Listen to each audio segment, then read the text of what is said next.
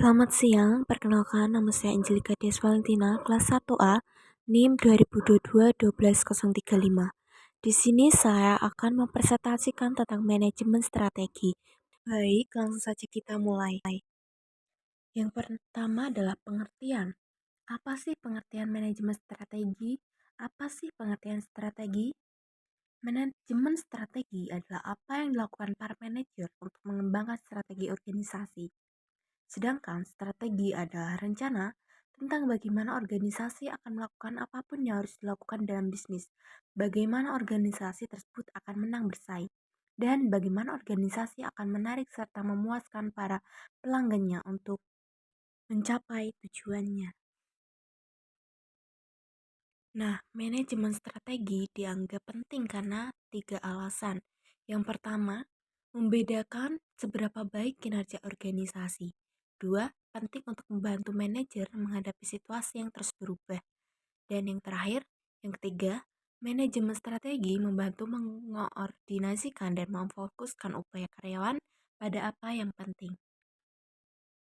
Selanjutnya, ada 6 langkah dalam proses manajemen strategi. Yang pertama, identifikasi, misi, tujuan, dan strategi saat ini. 2. Pelaksanaan analisis eksternal. 3. Pelaksanaan analisis internal. 4. Pemformulasian strategi. 5. Pengimplementasian strategi. Yang terakhir, pengevaluasian strategi. Selanjutnya ada strategi korporat. Oke, di sini strategi korporat ada 2. Yang pertama yaitu strategi pertumbuhan atau growth strategi. Dengan strategi pertumbuhan, organisasi memperluas jumlah pasar yang dilayani atau produk yang ditawarkan, baik melalui bisnis yang sudah ada saat ini atau bisnis baru.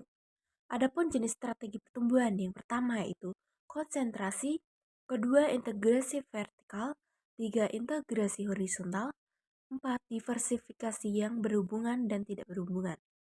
Yang kedua yaitu strategi stabilitas atau stability strategi. Dengan strategi stabilitas, organisasi tidak melakukan perubahan yang signifikan. Dengan menggunakan matriks BCG sebagai cara untuk menganalisis portofolio bisnis perusahaan dengan melihat pangsa pasar perusahaan dan tingkat pertumbuhan industri yang diantisipasi. Matriks BCG ada 4 yaitu sapi perah, bintang, tanda tanya, dan anjing. Selanjutnya ada strategi kompetitif. Strategi kompetitif. Strategi kompetitif menggambarkan peran keunggulan kompetitif, menjelaskan 5 model kekuatan power, menggambarkan 3 strategi kompetitif partner. 5 model kekuatan power, ancaman pendatang baru, ancaman produk pengganti, daya tawar pembeli, daya tawar pemasok, rivalitas saat ini. 3 strategi kompetitif partner. 1. Kepemimpinan biaya atau bersaing atas dasar memiliki biaya terendah dalam industri. Kedua, diferensiasi atau bersaing atas dasar memiliki produk yang unik yang dimiliki secara luas oleh pelanggan. Yang ketiga, fokus atau bersaing dalam segmen yang sempit baik dengan keunggulan biaya maupun keunggulan diferensiasi. Tahukah kamu masalah manajemen strategi saat ini?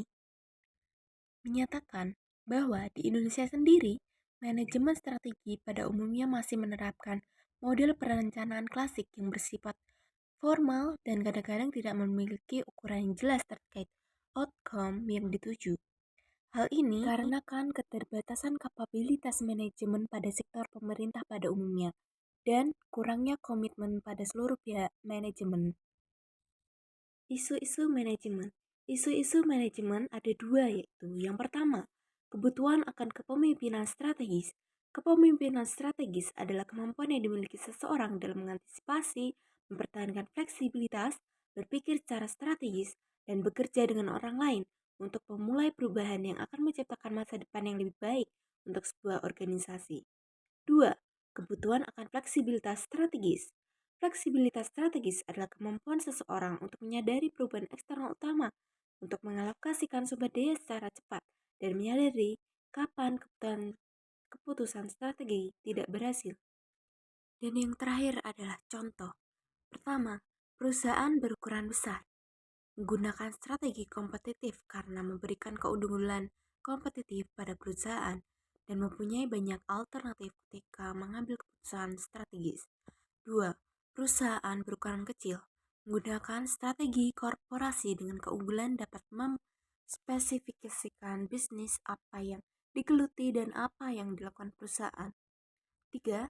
Perusahaan nirbala menggunakan strategi pertumbuhan mempunyai keunggulan yaitu digunakan sebuah organisasi yang ingin mengembangkan jurnal pasar yang dilayani atau produk yang ditawarkan. 4.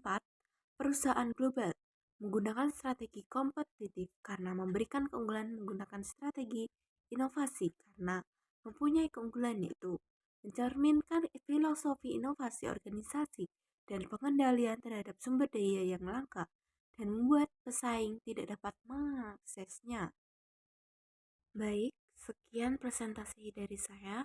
Apabila ada tutur kata salah, mohon dimaafkan dan semoga presentasi yang saya sampaikan dapat bermanfaat bagi kita semua. Terima kasih.